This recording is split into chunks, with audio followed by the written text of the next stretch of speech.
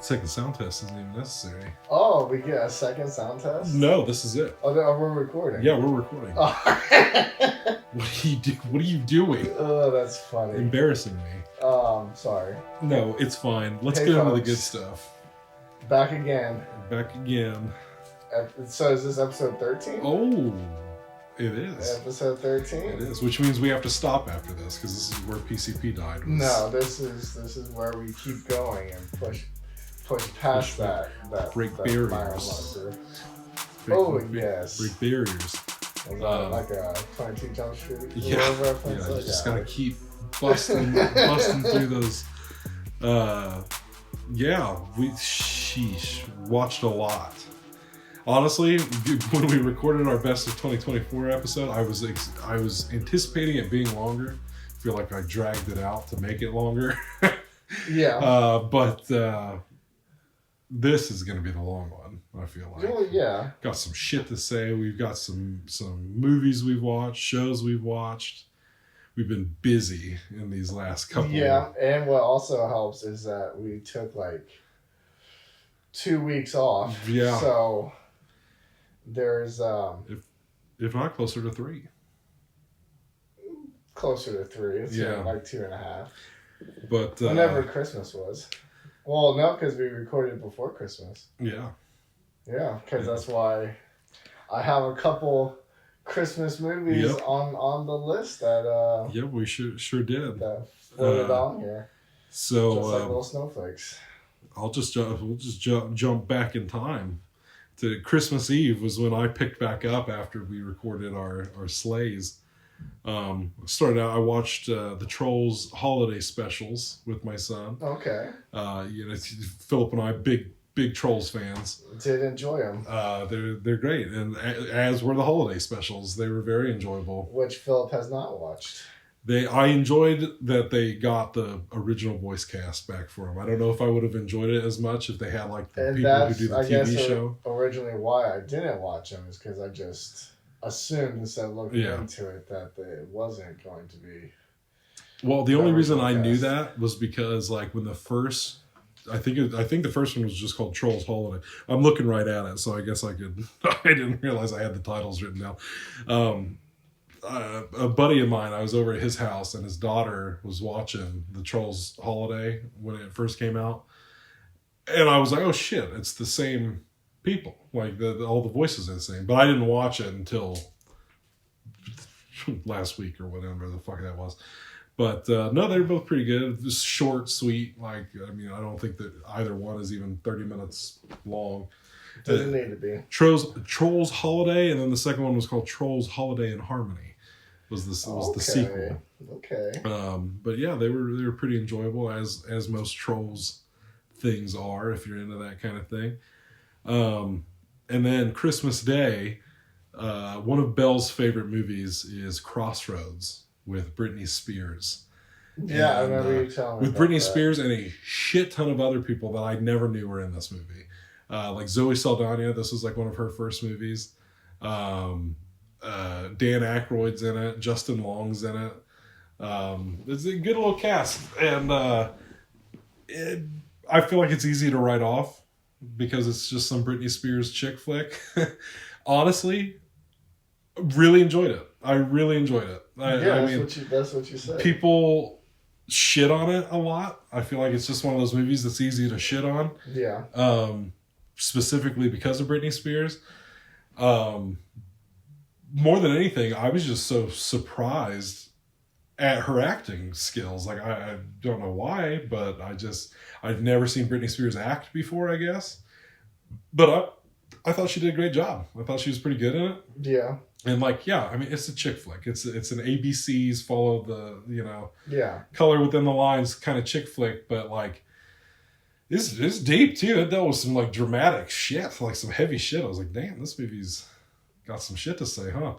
But yeah, I feel like it mostly just gets shit on because of the whole Britney Spears aspect and it being like this chick flick. But like, I don't know, man. I enjoyed it. I thought it was pretty good. It was funny to me that I was reading like the fun facts about it, and nearly every person who signed on for this movie did it just to meet Britney Spears. Yeah. From Dan Aykroyd to the director, like they all were like, "Oh, we'll do it. When did it come out? I'm assuming like early 2000s. Yeah, I want to say it was like either 2000 or 2001. Okay, maybe somewhere in there. I'd probably jump on that I Want to Meet Britney bandwagon around that time too, back in her prime, so to speak. Right, most definitely. Right. No, I enjoyed it. I didn't know what to expect going into it. It was one like I always saw on the video shelves, you know what I mean? Like growing up at the video store and shit, like I'd always see it on the shelves, but I never watched it. But no, pleasant little surprise that was. When did yours start up here? If you want to jump back and forth. Well, I because I started making my list so late in the game. I got you. There were a couple of misses from previous episodes. Leftovers. Philly's leftovers. That I needed to hit. But I'll get back to those. I'll just keep on with like what I watched on Christmas. Okay. Just because, why not? Frosty the Snowman. The OG. Yeah. Animated. Yep. Yeah. Short and sweet. Of course. So like there's the snowman, right? Yeah. And he comes to life. Yeah, So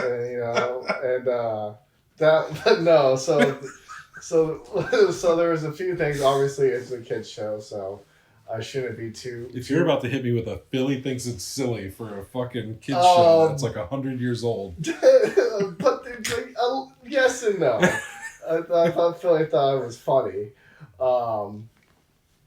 Was so like they're getting ready to send them to the North Pole or whatever because.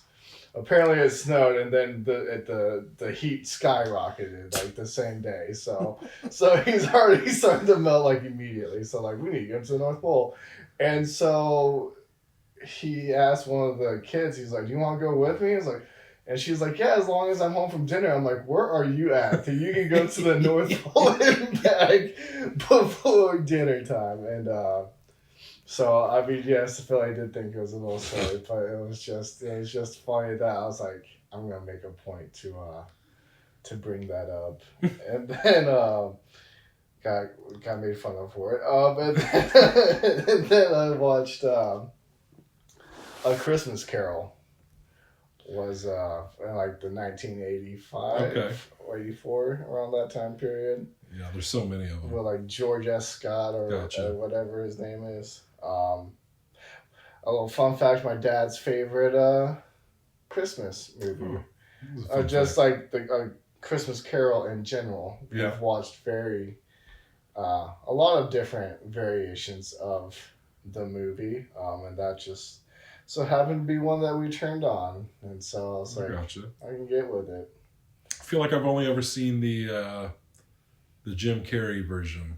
Really? Yeah. As far as the movies go, I was in a play version. I was in a Seussified Christmas Carol. Now I don't know if it's still on Netflix, but a few years ago they had like a limited series, like the FX one with was it Guy Pearce?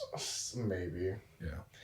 I'd have to. I don't remember what it was called, but which is funny with what I'm about to say is was one of my favorite Christmas Carol like renditions just because it got into the life of like Ebenezer Scrooge a lot more, and it was dark. It was a dark show. I was like, damn. And it was really good. If I could, if anyone knows what it is, or I'm pretty sure it's called A Christmas Carol. It might be. Pretty sure it's the. I think we're talking about the same thing. I think it's the FX one. Well, it's like a 6-part. I think episodes. So. Yeah. Yeah. I'll have to check that out. I always kind of wanted to. It looked intriguing. I would recommend if especially if you haven't watched a lot of the Christmas carols, then I think it would be one that I'd never have to watch another one again. Yeah, well, I mean, you should. Whoa. You should. I did try to watch a musical Christmas Carol movie, and my dad just couldn't get into it. He was just like, oh no. I was like, I was kind of feeling it. I was like, I might go back and finish this out, but I didn't. So maybe Christmas 2025. I'll knock it out. You could watch a different Christmas Carol every year if you really wanted to. I mean, I could. I most definitely could. I won't, but it is an option.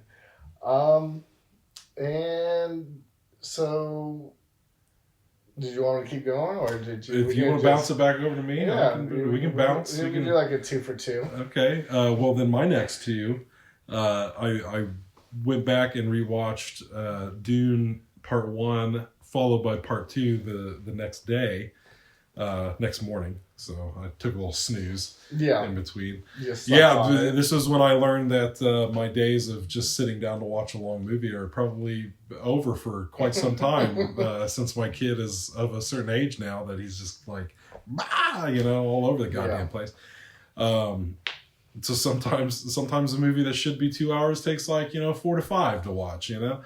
But yeah, because at the beginning of the year we rewatched Dune 1 in the IMAX, and then a couple weeks later went and saw Dune Part 2 in the IMAX, and I mean, it rocked our world. Part 2. I mean, it was one of those where we just kind of sat there for a minute when it was over and just kind of like took it in. I was like, God damn. Was that the one you said there was the standing O for? Or yeah. Like 3 weeks after it was released, which I thought was like crazy. Never seen anything like that before. Yeah. Opening night, sure. To be expected. I expected a little hoop and hollers and cheers. Like if you're really anticipating a movie or like a Marvel movie or something like that, you'll get those fans. I was not expecting that going into Dune 2 so late in its run. Yeah. I mean, it was crazy. It was, and so this was the first time I got to actually sit down and like watch them back to back.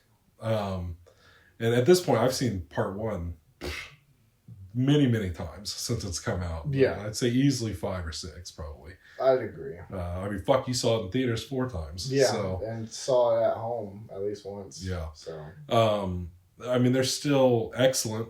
But I will say, even as I was watching Part 1, I almost texted you and was like, if I could just watch these movies in the IMAX every time, I would, because I just feel like that's such a part of the experience. Like, even watching it on my big ass TV with the speakers all the way up, like, still just does not match the.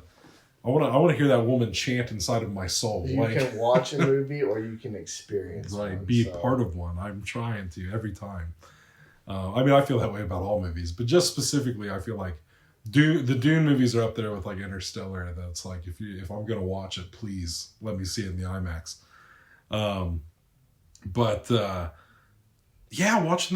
Watching Dune Part 2 the second time around, I feel like I didn't love it as much as I did the first time. Couldn't tell you why. I feel like a big part of that was the viewing experience at home.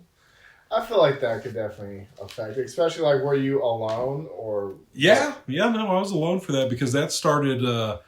I watched Part 2 on New Year's Eve, and I ended up watching like 4 movies total that day. So that started my day. But so I was definitely alone if I was able to do that. Yeah, for sure. But it was. I mean, it's still excellent. It's still an excellent movie. Yeah. We just talked about it's one of our favorites of last year. I'd still love to see it, win some Oscars and stuff, but I still imagine that it would. For sure, something. Yeah, I'm sure it'll win something because it was just such a standout movie. I mean, I really don't feel like anything really surpassed it necessarily, as far as like that was in March, and here at the end of the year, I'm still like, fuck, that movie was just so good. Like it just really. It was really the religious aspect of it, like the whole, like, Bene Gesserit thing, which I still haven't watched Dune Prophecy. Same. Because I just don't feel like it's going to hit the way I want it to. You don't want it to take away from your Dune experience. Kind of, yeah. That's honestly kind of my biggest hesitation on watching the show is just, like, I love what it is right now. And I can't wait for Dune Part 3.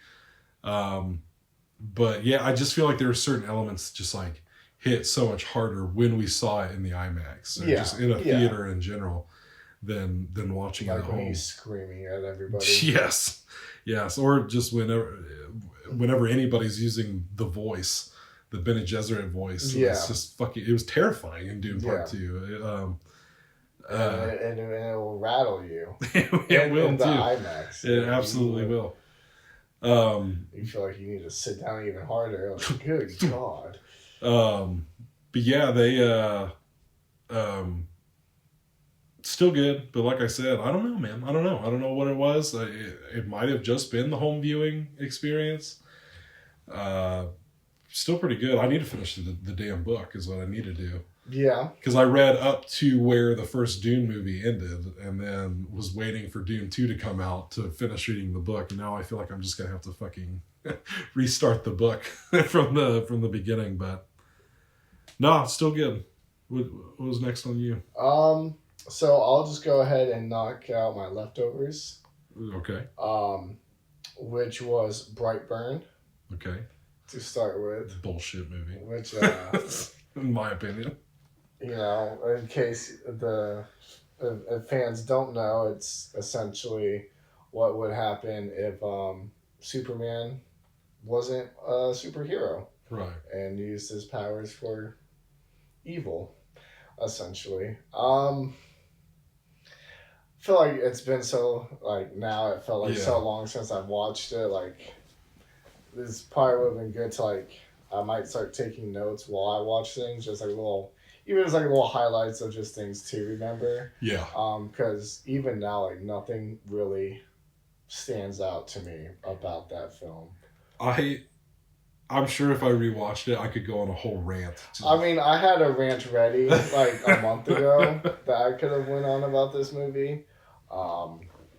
Just because there are some things that were just, I don't know, just interesting choices to make. And like, I distinctly remember that being my experience. Like, I just remember there being things that, like, from a storytelling standpoint, I was not happy with. I was just like, this is stupid.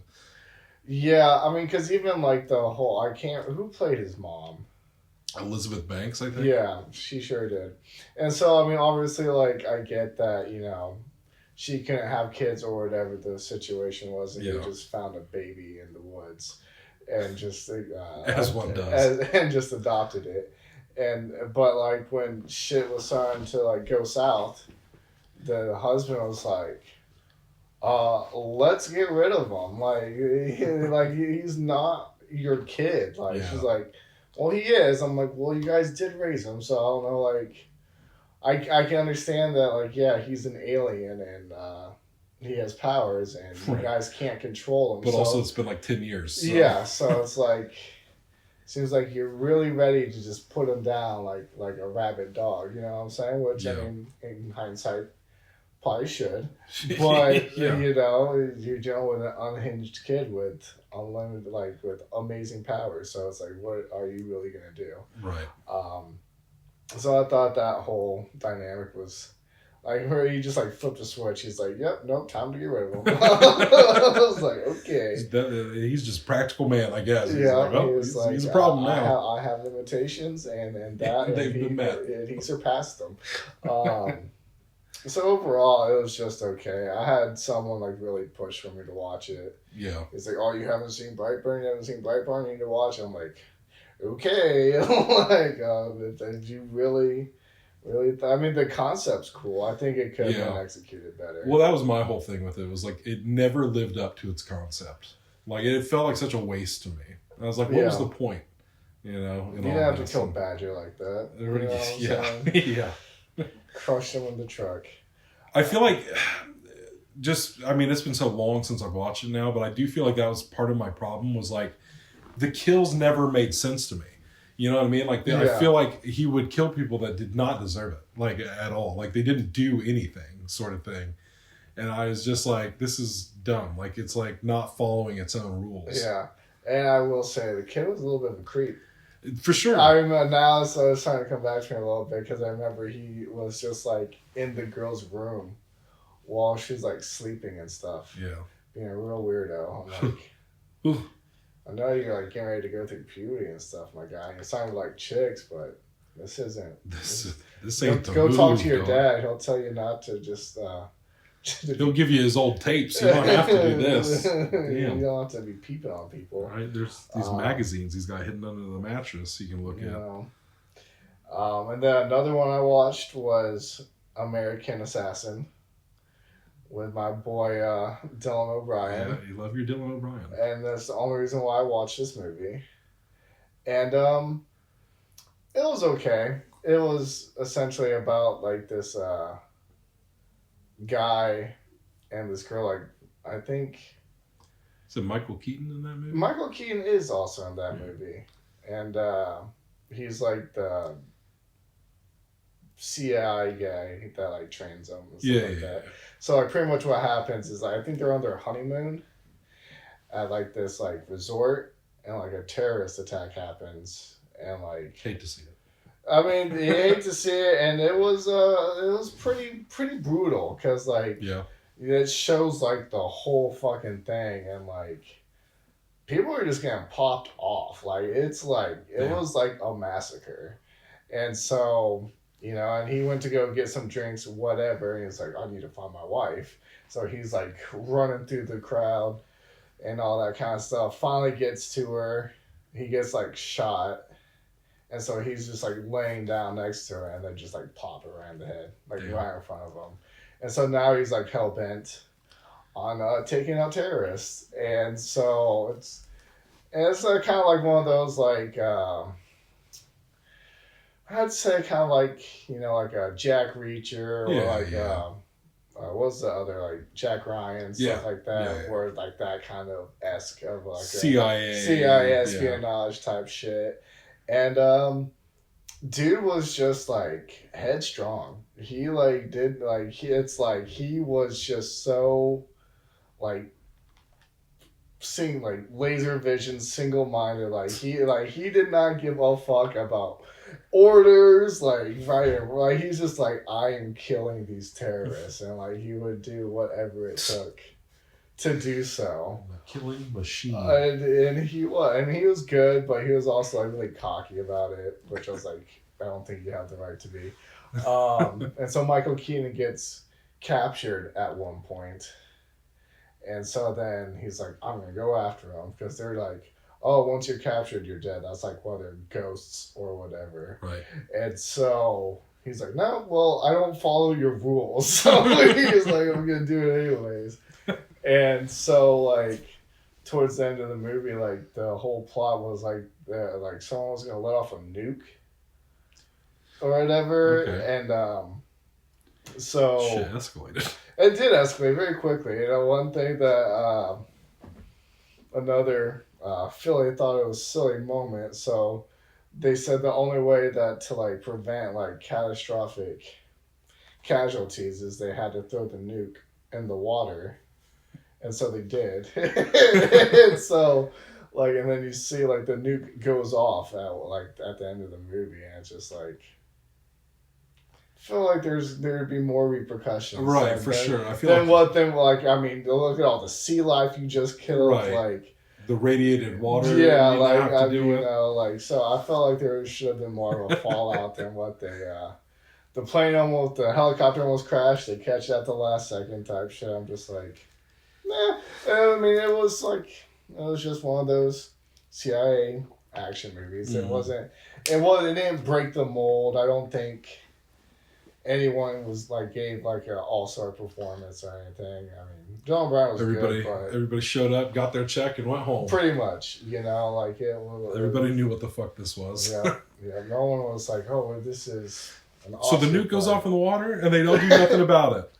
All right, whatever. Fuck it. Let's do it. That's cool. Save the day. You're paying me how much? Okay, bet. Let's go. That $5 million check looks mighty fine. I'll buy a Brita filter. So those were your leftovers. My leftovers. I don't know how many movies you have. I don't know if we're gonna be able to keep going 2 for 2. We might.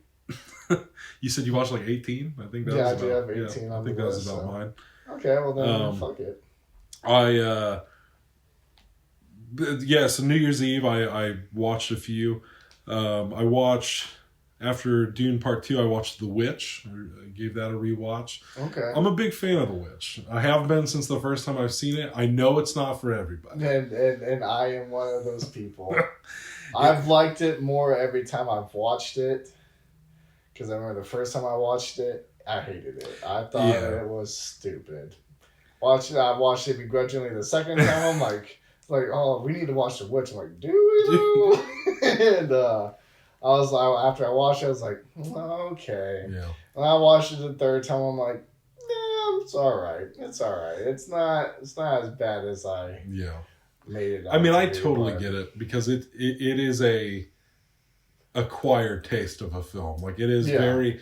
The one thing that Robert Eggers does the best is like period pieces. I mean, he really goes all in on the period of like whatever movie he's making, whether that's The Witch or The Lighthouse or The Northman or Nosferatu. Like, he just really commits to the time frame that he's working with, and that to me always was like such a big draw for me with The Witch. Like, I loved how authentic it was, and do I think it's like one of the scariest movies ever? Like, no, by no means at all.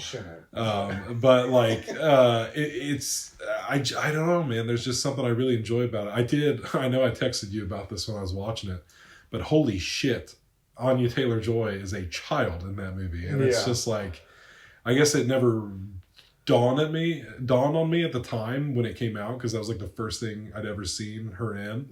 And the fact that was 10 years ago now is, I mean, it all adds up, because I'm looking at her and she's just got this like baby face, bro. Like, she just looks like a kid. She's got childlike features, and I'm just like, damn, this is crazy.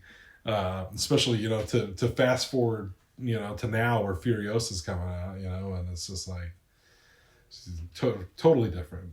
Same but totally different. But man, I've always been a big fan of The Witch, and for some weird reason I always seem to watch it around like New Year's Eve, New Year's Day. I don't know why. That's why the way I choose to start my year is just like, oh hey, don't leave your kid unsupervised by the woods, a witch might take it.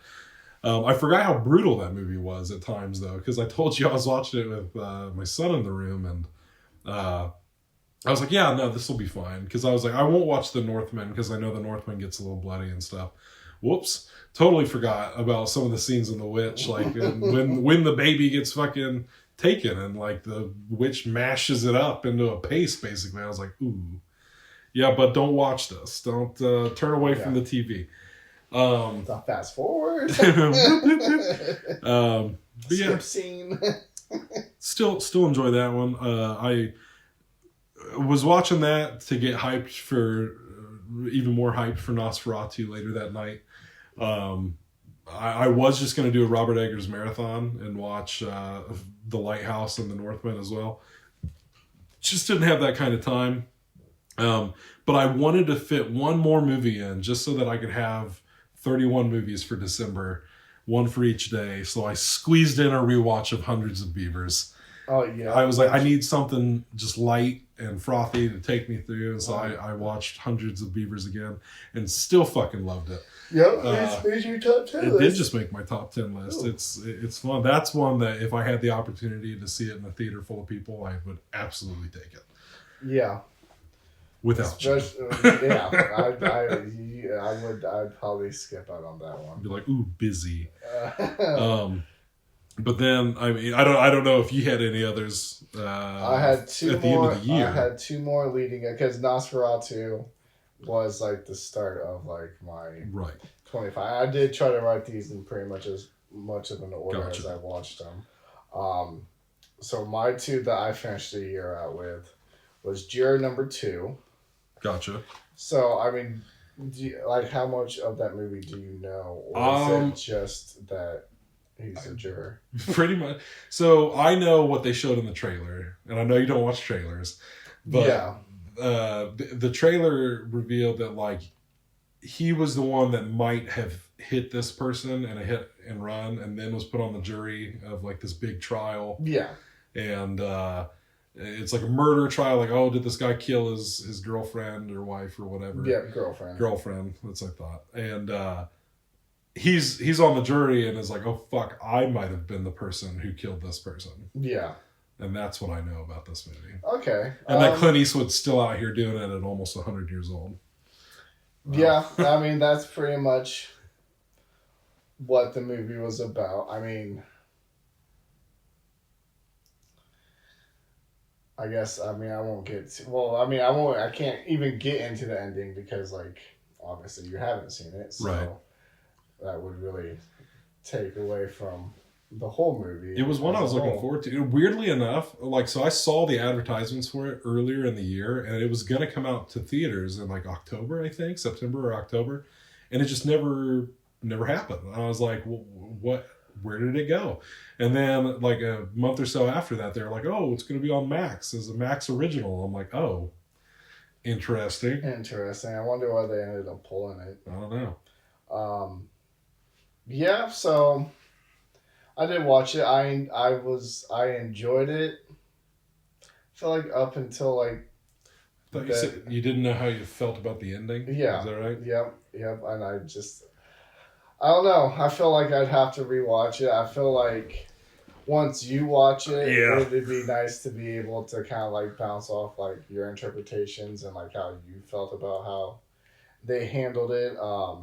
Because there's just, I mean, there's like a lot of like layers to it about like right and wrong stuff like that. So, I mean, that was the hook for me. It was this premise, this morality tale. You know, I love a good tale of morality, and so then there's moments throughout it where it's like I really started to get teary eyed. Yeah, I was like, "Fuck, man!" Like this is. I was like, it was really shaping up to be like one of my favorites of the year, and I felt like the ending kind of really just fumbled it a little bit. But maybe that was like. But it's hard to. I feel like with a movie like that, it's hard to. That's hard to handle. Yeah. There's like such a thin line to like navigate that to where it's gonna satisfy everybody. Well, I mean, hell, we recently learned that lesson of like you can start writing a movie that's just like, oh, this is the best, and then you start getting to the end, and you're like, fuck, we wrote such a good movie. How the fuck do we end it? How are we gonna wrap this up? Yeah. And then the last movie I watched, I guess minus Nosferatu, was Den of Thieves. Den of Thieves for 2024. Hell yeah. It was decent. I mean, it was just like a heist movie. For sure. So I enjoyed it. I thought Gerard Butler's character was a little much for me. I felt like they really I don't know, I think he like overplayed his character a little bit. Like I know he was like a gangster cop, but like the way like he handled them just like seems a little over the top, I think this is the word I'm looking for here. And so I was like, like I mean I don't think it wasn't the best Gerard Butler performance I've ever seen. Yeah. Obviously. It was still decent. I mean, it was good enough to where I'll watch Den of Thieves too. Like, I didn't watch them, but God, what a snooze fest. You know what I'm saying? Yeah. Like, I mean, they had like a little twist there towards the end, which I even saw coming. Before. I even repeated the line that they said before they even said it. I was like, oh, he said this at the beginning of the movie. I wonder look at that. Coming back into play. Yeah. Some movies, that's also tricky as well. Like when you know you got like a twist or something, and you know you gotta put some breadcrumbs out, but like you don't want to leave the whole goddamn loaf of bread laying out. You know what I mean? That's gonna get stale. Because then you're like, oh, wait a minute. Yeah. It's like, I think I know what this is. And then, so yes, I mean, it was decent. And then, then we went to Nosferatu. Nosferatu. Caught it in the IMAX and the 10 o'clock at night. Rode it into 2025. I enjoyed it. I liked it. You know, like I said previously, it was my most anticipated movie of 2024.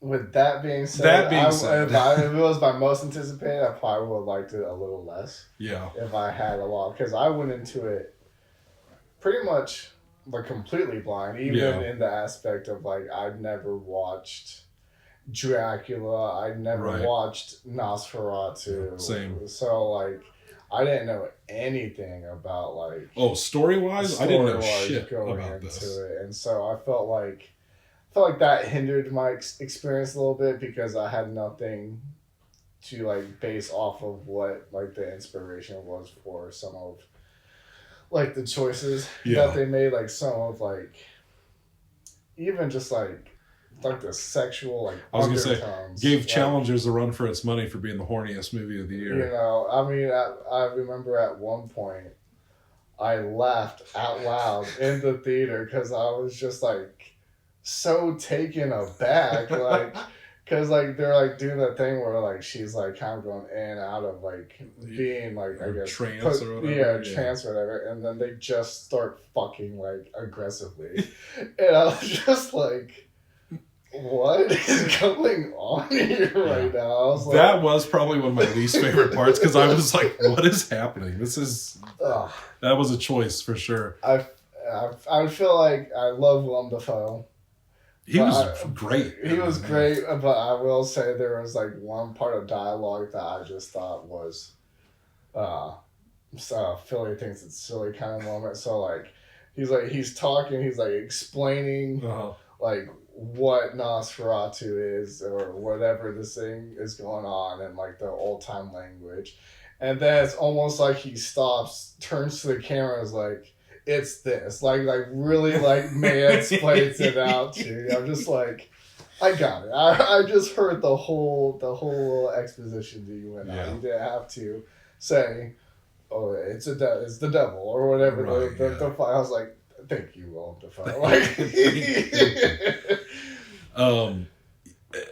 so it was my most anticipated because of the director, because Robert Eggers was doing it. I didn't know anything about Nosferatu really, but the moment I heard that Robert Eggers was going to do a remake of Nosferatu, I was like, well, that's going to be great.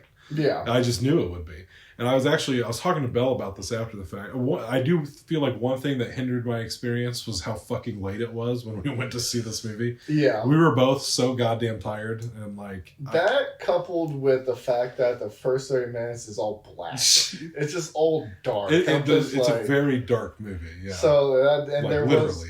There wasn't a whole lot of like dialogue or action like building up to it, so I'm just like... there wasn't anything like grasping my attention, and it was all just darkly lit. I'm just like, oh, I started fucking nodding off. It was one that like I did feel like as it got going, I really got into it. Oh yeah. Like really once the wheels started turning, like I feel like about the time he made it to the castle with Orlok and everything. Yeah. I'm not gonna lie, was so thrown by that mustache. Like the look of Count Orlok, I get it. It makes sense to me. Like I get it. Was not expecting it, and I definitely wasn't expecting him to have it the whole time. Yeah, I was like, this motherfucker's gonna shave, right? No, he does not. But I get it. I understand the choices made because of Robert Eggers. He always does very period specific. Like he likes to keep it authentic, and it's like I can see where that would be like an authentic like. Counts like of that time, is a popular look. But I think seeing it late at night hindered it for me. But something I talked to Belle about afterwards was like, I almost feel like, and this is like a weird complaint, but like it was exactly what I expected it to be. And that almost took away from me like loving it. You know what I mean? Like I was like, I was excited to see this movie because Robert Eggers is making a Nosferatu movie. And I expected that to be a certain thing. And I went into it, and it was exactly what I expected it to be. It hit every mark that I assumed a Robert Eggers Nosferatu movie would be.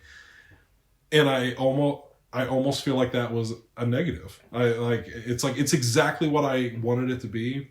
But like it left nothing to be surprised by. You know what I mean? Like I wanted to love something. I wanted to walk out of there like being like, wow. Just wowed. And it's just like it was great. It was a great movie. It was very well done. It was very well acted. I was gonna say like Lily Rose Depp fucking killed it. Like I should be nominated for. Bro, I watched because I think that probably has to be one of the best from what I've seen of like 2024 like lead actress roles. Like up there. Oh, for sure. For like one of the, I mean, I'd say it's up there like with Demi Moore's Substance. Like Absolutely. she like the seizures that she has. She like they have an inside look on Nosferatu, little special feature thing they dropped on Peacock. Nice. And so I watched it after we saw it.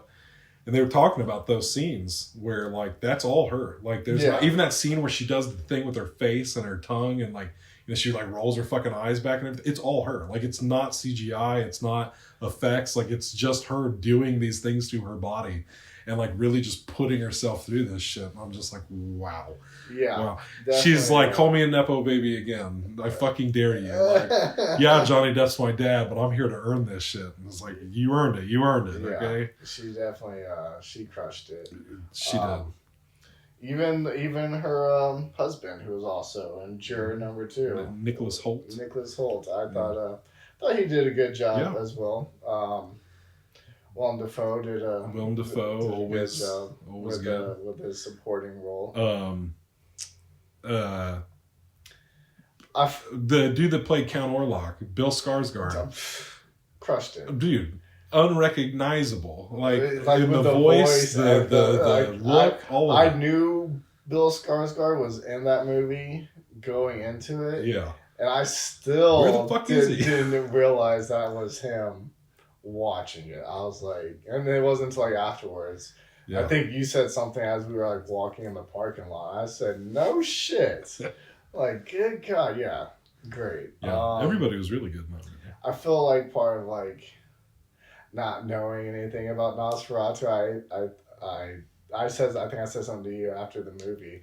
Because it's like they're talking about how he was like the plague of death and like all this kind of like made him seem more of like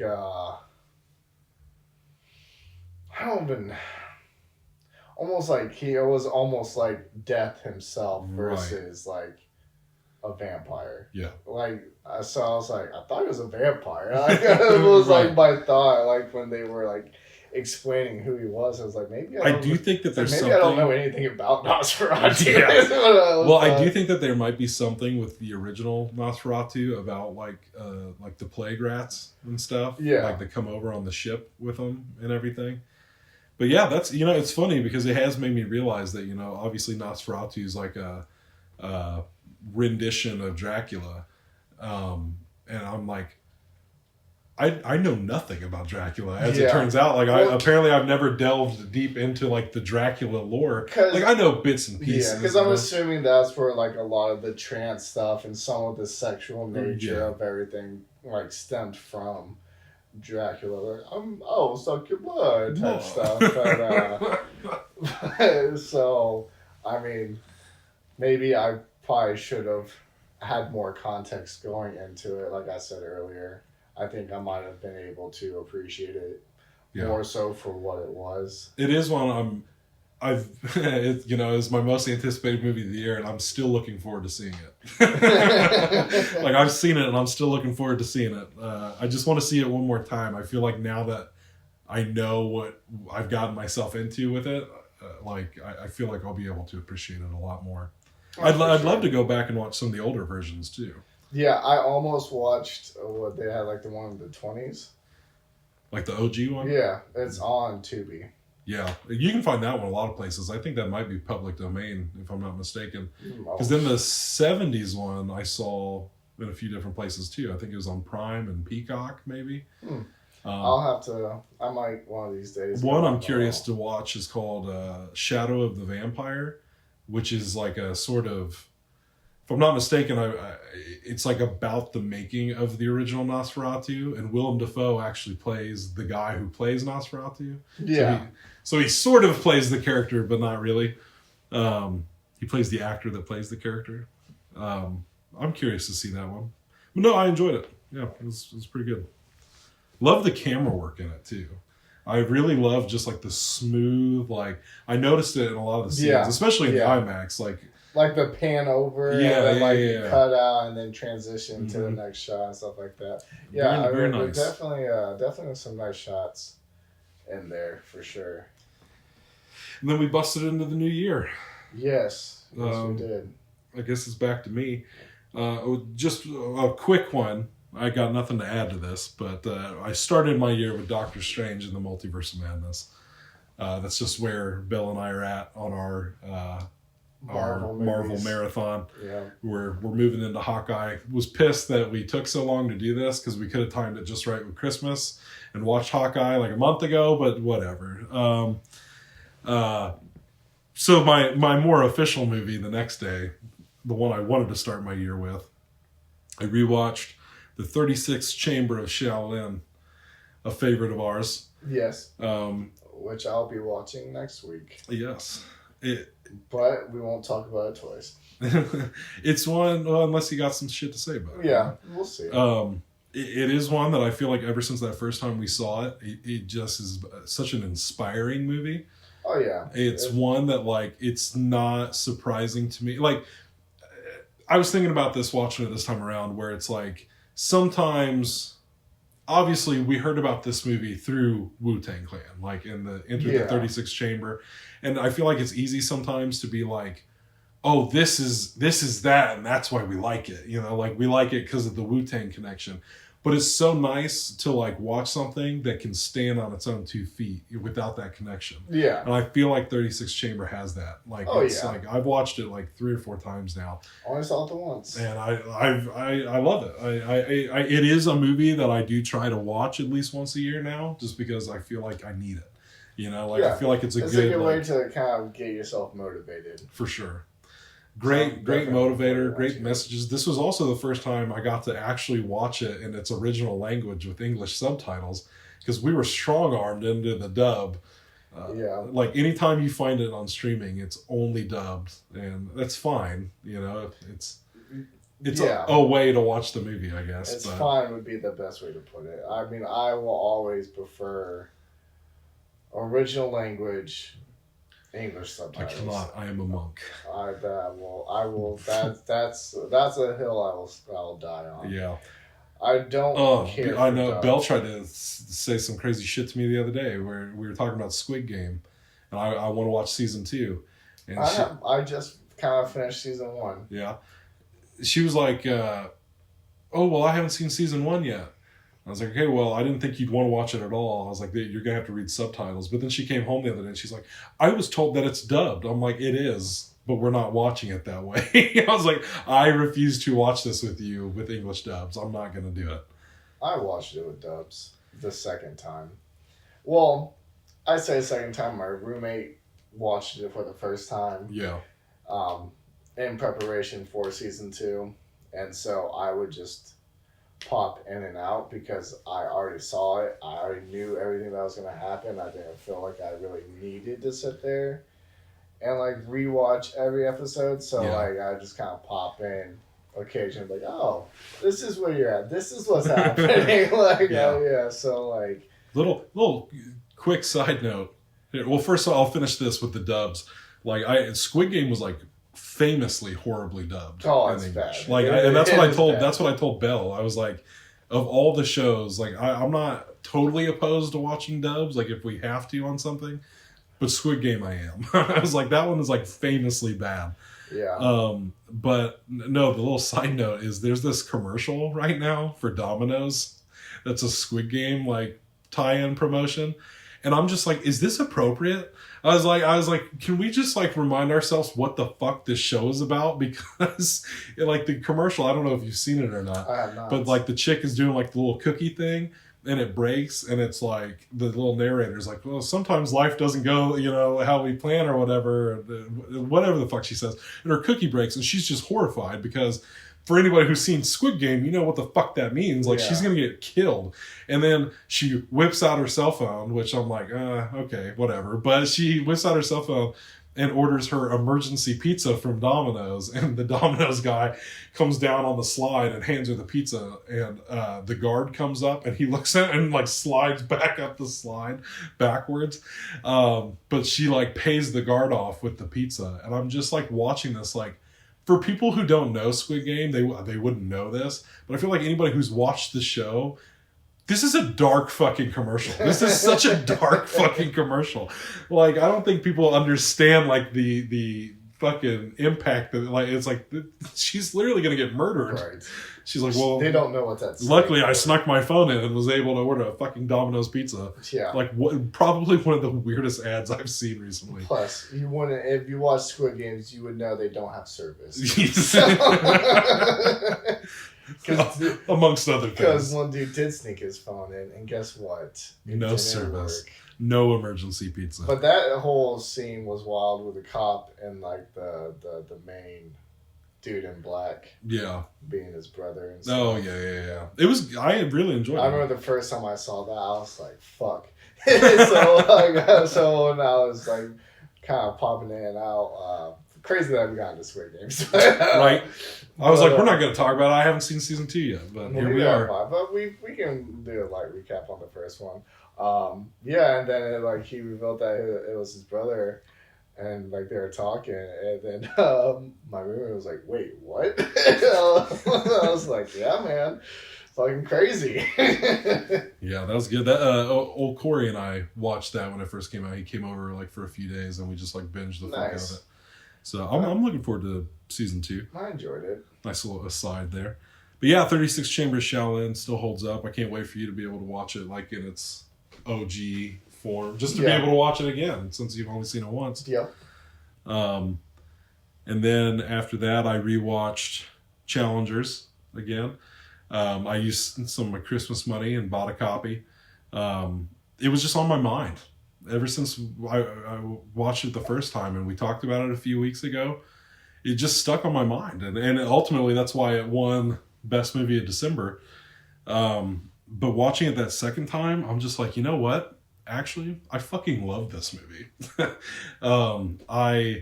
I liked it the first time, loved it the second time. I mean, I just feel like I picked up on a lot more of the like nuances and stuff, and the performances are stellar. And again, not a movie that's going to be for everybody, but I don't know, aces across the board. I don't know. I know we went over our whole top 10 and stuff. But that second viewing of Challengers almost, I feel like, squeaked it into the number 1 spot for me. I was just like... I'm going to have to rewatch it. And I said I would have to, even when we talked about the first time. That's true, we did. I said, now that I know what to expect, I'll be able to go in there and, like, be able to dissect and digest it a little bit more thoroughly. Yeah. Just because... In a way, for me, it was kind of the same thing with The Substance, where like I watched The Substance the first time, and the thing I just could not shake was like the main thing of the movie of like the "you are one," and I just kept thinking about that concept and how it runs through that whole movie. I'm like, I gotta watch this fucking thing again, and then I did, and I loved it. I was like, yes, like I get it. This is great. They are one. They are one. God damn it. But then with Challengers, like it was that same thing of like didn't respect it. Didn't respect it. That's how I'm gonna start ending conversations with people. Didn't respect it and just leave. But no, with Challengers, like the whole point of the movie is like she just wants to watch some good fucking tennis. She says it verbatim, like like she says those exact words. She says. And it's like on the first viewing, it's kind of hard to realize that that's what this whole fucking movie's about. Like, especially with the marketing for that movie. The marketing makes it seem like it's such a sex fest. And it's just not. And watching it the second time around, knowing that this whole movie is just about this woman who wants to watch some good fucking tennis, I'm just like, fuck yeah, she does. So the whole time I'm watching it with Belle, who's watching it for the first time, and she's feeling certain types of way about it, I'm just over there like, shrugging like she just wants to watch good fucking tennis. She doesn't care if anybody loves her. She plays both sides too to get the best performance out of each tennis player, because she knew they were both good. So like she used that to her advantage to orchestrate a good fucking tennis. Let's fucking go. And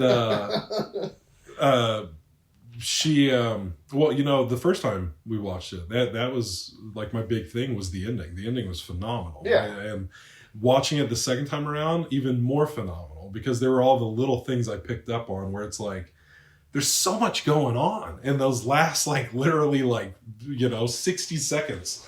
There's just so much going on. So like, when she meets up with dude to ask him to throw the game, and he's just like, how fucking dare you? Like, he's like, you coming to fuck me and cheat on him is one thing, but to ask me this is just unforgivable. Yeah, just for your husband. But like he means it though. Like, as a friend, that's too much. Like, it's like, listen, you're obviously doing this thing, fucking with him, fucking with me, whatever. But like, on that level, on the tennis playing level, it's like, that's just disrespectful. Even in his eyes, he's just like, I'm not going to throw the game for him. It's like, that's not fair to him. Like, he has to earn that. He's got to earn it. Like, and he knows that he wouldn't want him to throw the game as his friend and stuff.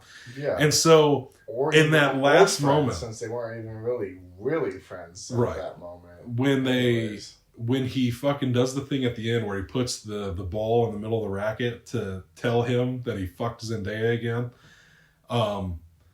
seeing it the second time, I'm like, it's so calculated on his part, because he's doing it because he knows dude's going to play better. And then he doesn't have to throw the game. You know what I mean? Like, he can actually say, like, no, you fucking Well, he almost let his emotions get the best of him, because he did. Almost. He did have a few bad shots, because he was just so overfilled with emotion. Mm-hmm. He didn't know how to handle that. But it's so cool to see it like click in his head, like what's happening, and he's like, all right, then I'm gonna fucking bring it. And then like he does, and there's this crazy match at the end where it's like this whole movie's been building to some good fucking tennis.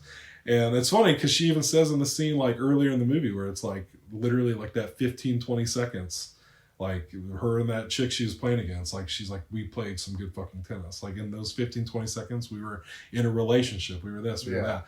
And it's really just like about 15-20 seconds of that last movie where it's all just like like comes together. I loved it, dude. It was great. But yeah. Hell yeah. Back to you, Philip. Back to me. The next one on my list is Love Lies Bleeding. Yes, and so I enjoyed the movie overall as like a whole. I will say that the ending got me a little bit. That lost me. But essentially, I mean, I guess what the movie is about is like this drifter bodybuilder who comes into this small town, and you first meet her fucking Dave Franco in the back of his car. Yeah.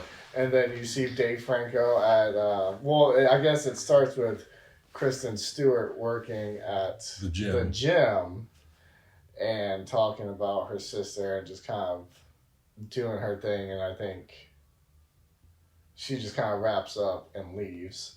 And then it shows her the other chick fucking Dave Franco, and then it shows Dave Franco at the house, his sister's house or whatever, like having breakfast. So you're like, oh, what a sleazeball, and not a good guy. And so then immediately I was like, I don't like Dave Franco in this movie. I don't blame him for fucking the chick, because she is beautiful. All the muscles aside and everything, I'm like, a little cutie. Definitely a little cutie. And so then she starts working at the gym and then has a relationship with Kristen Stewart. And so they're in love, which I thought was a little silly, like how fast they just like seem to fall in love with each other. I'm like, y'all are just two strangers. And I guess. I guess.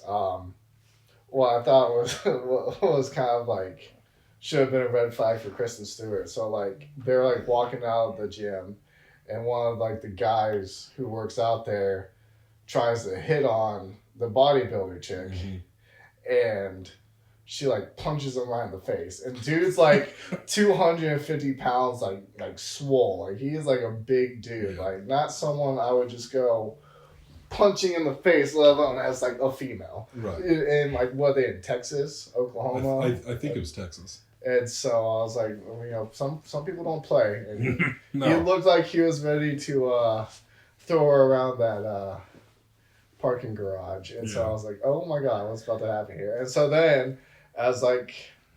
So like the next thing they do, they go back and she's like helping her out or whatever. She's like, hey, do you want some steroids? It's like, clearly chick has fucking anger problems to begin with. If Right. she's just like punching people randomly in the face, I don't think you need something to that's going to make you more angry. And so, and then it that whole thing just escalated. Hell yeah, it was. But one scene that like almost like made me like queasy was like, I think it was like after they got in their first fight together or whatever. Mm-hmm. I think it was when she found out that, because Dave Franco tells Kristen Stewart, he's like, oh, I fucked her. Yeah. Because they're like being all weird at like dinner right. or whatever. And so she's like, what the hell? And so she like, they ended that fight or whatever. And like, oh, it just makes me sick just thinking about it. But there's like one scene where she like, Kristen Stewart like bit on the chick's toe, and you can hear it like crunch a little bit. And I'm like, like it was like so like the sound was like that was like biting the curb in American History X. So, like that's like this, like that's the sound I heard. I'm like, oh, same thing. Oh, it was so nasty. I was like, fuck, that was gross. I wish I didn't see that. Yeah, I just am glad that somebody else has finally seen this fucking movie, because, I mean, like I said, it about made my top 10. It was one I need to give a rewatch to, but Belle and I went and saw that for our anniversary. We were like, let's go see a movie, and so we went and checked that one out. And Belle really liked it, and I really liked it, but it was the first movie of the year that I like left being like, I think I liked that. Because like that ending is just fucking bonkers. It's just weird. It's so weird. It's so weird because I mean it's definitely left for interpretation, and the person who directed that movie, that was her second movie. Her first one was called Saint Maud, which I did not see. And I checked that out. I don't know, sometime last year. Did not care for Saint Maud. I feel like I remember you saying that, but the similarity was definitely the ending and how it just like made such a choice at the end. Yeah, because like I don't know, that's all Bill and I could talk about after the fact was the ending. Was just like, what was that? Was that was that at the rally, or did you add that? What was that? Because I mean, I guess like a quick recap. Dave Franco beats the shit out of his wife. Yes, Kristen Stewart's sister. She's all crying. Bodybuilder chick gets all mad. She's like gripping the chair. Goes, kills Dave Franco in her roid rage. Yes, beats the living shit. So then Kristen Stewart helps cover it up. Yeah. And the whole thing the chick wants to do is go to Las Vegas and do a bodybuilder show. Yeah. And then Kristen Stewart's like, you can't. She's like, oh. Right, you just murdered She's like, oh, I'm going to. And so she leaves, goes and does it. And then like... there was the one like weird bubbly chick or whatever that was like always showing up and with Kristen Stewart or whatever, yes, asking her to go out and stuff, and so she does to like keep her quiet because she's like, why was so and so driving Dave Franco's car? And I thought about calling the cops and like all this. She's like, oh, I need to hush you up, and so. Oh no! But then, like when she left, like her and the bodybuilder chick and Kristen Stewart got another little fight. She ended up getting arrested because the bodybuilder chick beat the shit out of some girl at the competition. Which that scene was crazy. Yeah. When she's starting to have all those PTSD flashbacks and stuff like that, and then kind of just loses her goddamn marbles. Shoots the bubbly chick like. She threw up because they went day drinking. And then I remember I was like, oh shit. Because it's like she threw up and then you hear a splatter. And then you look and just Kristen Stewart covered in blood. I'm like, what the fuck? Oh, and then, And then it's a chick had a gun and killed her. Like right there, just in the middle of the Yeah, popped her right oh, yeah, dude, that shit was crazy. I forgot about that. And then, another moment where I was like, god damn. In a different way. I was like, I don't know about this. So she does. So she kills him. She calls her dad, or Kristen Stewart's dad, which has like ties into like this whole criminal sort of thing. But it didn't really explain until like the very end, pretty much of exactly what that whole thing was about, because you don't really know. You just know Kristen Stewart doesn't like Ed Harris. Yeah. He's like, no, he's a psychopath, but never said why. And so it turns out he killed a bunch of people. Yeah. And so, yeah, so then she calls him, like, I did it. And he's like, okay, well, I'm going to call the authorities. And so then, like, the FBI, like, shows up. Like, shortly after, like, she's just... Because she just wrapped the body in the fucking... Oh, yeah. In the rug and put it behind the couch. But I was like, are you, like, a speed cleaner? I was like, how did you clean everything up? And because, like, my thought was, like, she shot her outside. So, like, there should be blood, like, on, like, the stairs, like, on the front door. I'm like, you really cleaned it up that well to where they didn't notice. And then there was the cat licking the body or whatever, which never went anywhere. It just showed it happening. So it's like, I guess alluding like, oh, she might get caught. Yeah, right, so right. Just to add some tenseness. And so then like towards the end, right, it's like they all meet. Yes. And so all these tales kind of converge. So Ed Harris is like threatening Kristen Stewart. And then the bodybuilder chick fucking becomes huge. Like, she, like, literally, like... Ginormous. Just becomes huge. A literal giant. Like, huge. And, like, the way they play it off is, like, Ed Harris even looks up. And it's like, what the hell? and then Kristen Stewart's like, yeah. And then, like, she holds him down. Right. Like as a giant. And so I'm like... I can understand that she's feeling bigger than what she is and that she overthrew him, but is that like which a is metaphor? Which is what we discussed afterwards. Was like, was it in her head? Was this like what she was seeing? Because like there is... Because the way they play it made it seem like she literally became a fucking giant. Right. Like the fact like, that like, his reactions to her were... He had to look up and be like, fuck. You know what I'm saying? So it's like... But again, was that just like how they decided to shoot that moment? You know what I mean? Like, it could have been just in her head of like, oh, you know, like... Because, like, I mean, it was one of those things where there was, like, some precedence for it, but not much. Like, the movie never got that fantastical, but there are those moments, like... Where she's, like, starting to grow out. Yeah, with her roid rage. Yeah. Like, you just kind of see those weird, like, the rippling muscles or, like, the... Yeah. You know, she... Even when she was squeezing, like, the chair. Right, and stuff like that. So there's, like, all these little moments, but nothing... Nothing that warranted... Yeah, like, it took such a crazy turn into, like, the fantastic there at the last second that I told Bella, I was like, it just, like, it was never that movie until the very end. And then it's like, okay, well, like, what was that? Were you actually a giant there for a second? Or did you add that? What or was were that? you just fucking voiding out again? And, I mean, ultimately, the thing is, like, it's... For anybody who walks away from that movie like, oh, what a great love story. Like, no. That is... It's a toxic love story is what it is. It's clearly, like, they are not good for one another. Like...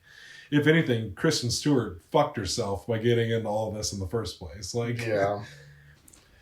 Oh, for sure. I mean, and it's just like unnecessarily so. It's like, like, I love you so much. It's like, she's not good for you, dog. Yeah. Like, I mean, it shows if anything, it shows that she loves herself more than you, anyways. Because you literally said, I'm helping you clear up this murder. And you're so selfish that you just go and do what it is that you wanted to do anyways. Right. Yeah. No and shit. Then left her in the aftermath and then got mad about it. Yeah. You know? So it's like... It was a crazy movie. It was good. I mean, I enjoyed it. I just... The ending, the ending just... It's almost a little too wild. It kind of just I think Belle and I me. Just, after like a week of discussing it, we were just like, I think we're just going to go with a metaphor. I think we're just going for the sake of the movie, it'd be best to just... Yeah. If I ever meet Rose Glass, I'm going to be like, I have one question and one question only. What the fuck happened at the end of Love Lies Bleeding? What was that? Why did you do that? Tell me about it. I don't give a fuck about Saint Maud. I don't care about anything else you've done. Let's just talk about... Please clear the air for me. What the fuck did I see? And then... I think we covered Love Lies Bleeding, but I'm glad we were able to get into it because I knew we were going to. It was a long time coming. When I watched it, I'm like, we're going to talk about this one. We need to, yeah. And then I watched American Honey. Yeah. Which you have not seen. Not yet. And I'll give you the gist of the movie. It's about like this girl, like teenager, I think she's like 16, 17, who's like essentially like taking care of her younger siblings. Like I don't know if it was like her dad or stepdad, but he was giving off weird drunk vibes.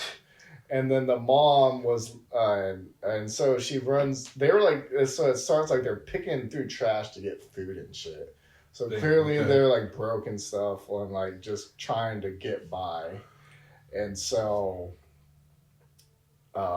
they run into Shia LaBeouf and his crew of teen misfits or whatever. Right. And she's intrigued by him and he's like talking all slick and she's like, I don't like you though. And so he's like, well, if you want to come with us, we're leaving tomorrow. And so she's like, okay. And they sneak out of the house. She brings the kids to her mom and she's like, you need to take care of your kids. Like, they can't stay with him. I can't watch them. And so, and the mom's like, neither can I. And she's like, they're your kids. And then she like tried to go back to just like line dancing and acting like she wasn't gonna like watch the kids. And so she's like, I'm gonna go to the bathroom real quick and just took off. Damn. Joins the team of people and they are they sell magazines. Yeah. Like door to door to make money and they just hop from like hotel to hotel and they just go across the United States and that's the movie. The movie, like a little road trip. Yeah. And then that's I mean I don't know. It was alright, but I didn't think it was like anything crazy. I just felt like nothing really happened. So yeah, it seemed like one of those movies to me. Yeah, I mean, the only thing I probably would have watched it this week if it wasn't for it being 3 hours long. It was like a solid 2.5, 2:45. I'm pretty sure. Right? Yeah, it's pretty long. Didn't need to be. I'm sure. And I don't know, like, I felt like even, like, with the supporting character and stuff like that, there was, like, it never, like, built any, like, relationships, like, with people. Like, there was never any, like, real character development or anything like that, in a sense. You know what I'm saying? Like, it was just okay. Like, it wasn't, I don't know. It wasn't anything that I was, like, blown away by. It was just alright. I feel you. For being 2 hours and 45 minutes, I figured more would happen. There was one scene where I felt very uncomfortable. Just because it's like, I anticipated it going a different way. Yeah. Than what it did. I was like, because like the whole time it was happening, I was like, please leave. I was like, this is not a situation that you want to be in. And it worked out in her favor, I guess.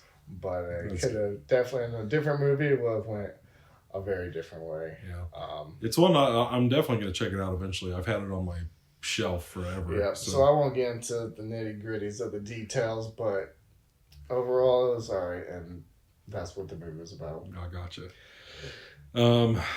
I, appropriately for my fourth movie, was Phase 4.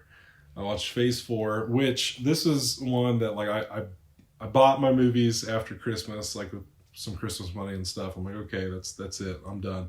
And then Phase 4 popped into my head, and I'm like, I've been meaning to buy this movie for about 5 years now. And so I just pulled the trigger, bought a copy. I saw this movie for the first time in October of 2020.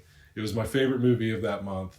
I knew nothing about it. It was on Hulu. I was just watching horror movies I'd never seen before. And in a fight between them and Phase 4 is going to win every time, because I watched them this past October. Both movies about ants is the comparison. Damn, okay. Yeah. But the giant ants and them, like, I don't know, I did not care for it. And who knows, maybe having seen Phase 4 before that played a part in that. But it was just like, I'd never seen something like this. I was just like, so something happens to break down what this movie's about. It's something happens, like some sort of like solar flare or some shit, whatever. Some phenomenon happens, and the result of the phenomenon is that the ants on Earth start developing this like hyper intelligence, and no is right, because they outnumber us. Fucking answer, bro. Yeah, they outnumber us like a son of a bitch, and so it's. Watching it the second time around, movies that I would compare it to were like kind of like Annihilation, and like more, you know, just like that kind of heady sci-fi sort of thing. And so these two scientists go out into, I want to say they're in Arizona. They go out into the desert, maybe Arizona, New Mexico, I don't know. Where there's this ant colony there. They've had to evacuate some of the towns around and shit. And they're attempting to like... Arrival was another movie I thought of, kind of reminded me of. Because like the one scientist is like trying to communicate with them. And like they're trying to like have this back and forth and figure out like what do they want, you know, what, all this shit. They're trying to find out like how these ants operate.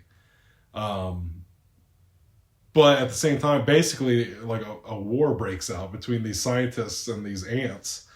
And I just think it's a fascinating fucking movie. There's just something about it that I'm just like, God damn it, I love this movie. And especially watching it the second time, I'm like, okay, it wasn't a fluke. I thought maybe just having seen it the first time, maybe that's why I thought it was so interesting. But watching it the second time, I'm like, no, this was good. This is a solid movie. I'm very curious to get into it next week after you watch it, because again, it's one of those movies. Say, you enjoyed it so much, you lent it to me to watch. I did, just because that's another one of those movies that like I watched it having never heard of it previously, right. And then of course in the 5 years since I've seen it, like people are like, what the fuck is Phase 4? Like, and I'm just like, I get it. Like a lot of people just don't know about this movie. If you didn't just explain what it was about and I put it in, you would be like, what the actual fuck? Well, because something. So I should watch them first, though. I don't know if you want to. Because my thing is like, so like with them, a lot of it is like clearly like animatronic, like puppets, you know, ants and stuff. But this, they use like macro lenses and film like a lot of like real ant footage, which is like very interesting. I know there are times where they're using like animatronics or stop motion and stuff. But like, again, for a movie from like the 70s, that like, I don't know, it was just very like, I'm sure at the time the comparison probably would have been something like 2001. Right. But like, I don't mind my animatronic ants. I cried during Honey, I Shrunk the Kids. Yeah. One of the saddest scenes ever. But no, there's just something that adds a little something to the fact that there's all this footage of like real ants and like the way they build a story with it and stuff. It's just like, it's just very interesting. Ants are fascinating. It's a fascinating. That's like the word I would use to describe this movie is fascinating. Like, I'm fascinated by this film, and so I'm excited to just finally have somebody else see this movie so that I can like have a discussion about it. So I'm looking forward to next week's episode. If you fit that in. And then we can get a little bit more of a deep dive into it after I watch it. And then I rewatched Longlegs, which I'm sure we'll get more into next week as well. I'm about to watch that. This was my second time seeing it. Corey and I went and caught it in the theater earlier this year when all the hype was abound about I saw little snippets online saying like, "Ooh, Nicolas Cage and Longlegs." I'm going to just say this, because everybody hyped up the Nicolas Cage thing. Everybody, like, they hid him in the marketing. Like, don't get me wrong, the marketing campaign for Longlegs was on point. They did a phenomenal job of getting asses in seats. But, like, when I saw Nicolas Cage's performance in this movie, I was like... A little underwhelming, huh? A little is an understatement. Oh, you did not like it. It's not even that I didn't like it. I was like, we made this big of a fucking deal over... Nicolas Cage being Nicolas Cage, you know what I mean? Like, I feel you. It's a very cagey performance, and like he does this like voice that's very like, it feels like Nicolas Cage being like a a demon worshipping serial killer Michael Jackson. Like, that's what it comes across to me. That's my interpretation of it. Okay, I'll keep that in mind. So when they because they're like, oh, they hid his face in the marketing and all that stuff. Like, yeah, he looks a little fucked up, but like nothing that crazy. Nothing to hide. No. But I mean, marketing wise, it was a very smart move. It definitely got. But then the other problem with the marketing is like they were like, this is the scariest movie of the year. This is like, this is like the new Silence of the Lambs. And I feel like a lot of the marketing ended up kind of shooting the movie in the foot because it wasn't necessarily any of those things. Yeah. Like, okay, there's a female FBI agent investigating a serial killer. And there's the comparison. Boop, that's it. That's all the comparisons of Silence of the Lambs. Silence of the Lambs as it gets. Pretty much. And then, like, it is scary. Like, there's some frightening shit. I will say this. The second time around, because I didn't know this the first time we watched it, but there was, like, a special feature or something released after the fact pointing out that, like, the devil is hidden in a few of the scenes. Like, he's there. Like, because the way this movie is shot is, like, very tense. Like, you always like expect something to happen just because of like a camera angle or the way a certain shot is set up. You're just waiting for something to show up in the shadows back there. I'm sure like sound design too. They probably add that eerie music, like alluding to something. And so you're just fucking waiting in silence sometimes, where you're just like, is he there? Is he there? Is he in the shadows? Is he in the where is this fucking guy? But yeah, the first time around, I didn't know that like you could actually see the devil in some of these scenes. He's like hidden in the background. But so when we were rewatching it at home the other day, the first time I caught it, it gave me fucking goosebumps. It scared the shit out of me, dude. I like because it just like kind of fades in and fades back out, and after that. Oh man, I started catching it almost every time. Like if you don't pay attention, you'll miss. Like if you blink and you'll miss. 100%. Like if you're not looking for it, you won't see it. But like if you're looking for it, like I was, like sometimes it would happen, and I'd just like catch it, like it would just send chills down my fucking spine. I'm just like, oh. I could see where especially like if you don't know you're supposed to be looking for it, and then you just kind of see it, where you're like. What the fuck is that? You know what I'm saying? Like, well, the first time because I caught it so like early on. Well, late in it's happening. Like it was already fading away when I saw it. Yeah. Okay. Gotcha. So like when I saw it, I like questioned myself, but I was like, "Oh my god, was that it?" it freaked me out a little bit. I was like, "Was that it?" And then when it happened the next time, and I like saw it, I was like, "Ugh!" Like I just had fucking goosebumps all over my body. Nice. I was like, it's such a subtle little thing they do, but it was effective. I'm gonna throw out one more before moving on because we've mutually seen everything else after this. Have we? Well, on my list, anyways. Yeah. Well, there's only like one movie you haven't seen on my list. Oh well, great. After this, what are we looking at time wise? Hour 22. Do you want to just do this would be a good time to do you want to cut it off and do like a part 2, or you just want to keep on rolling? I think we can just keep going. Let's keep going. Let's just do a massive episode. Alrighty. Hang in there, everybody. Oh shit! I forgot about the TV shows I have though. So I mean, that's up to you. We can do. Well, because this is normally about how long an episode is. It's true. And I have I'm like literally like halfway through my list. Oh well, then by all means, yeah, because I got 5 movies and 3 TV shows. I have 9 movies. All right. Well, hey, this was part 1 of our catch up. So we'll catch you whenever you click the button for part 2. Yes, sir. Or ma'am, whoever you are. Whoever you are. Yes.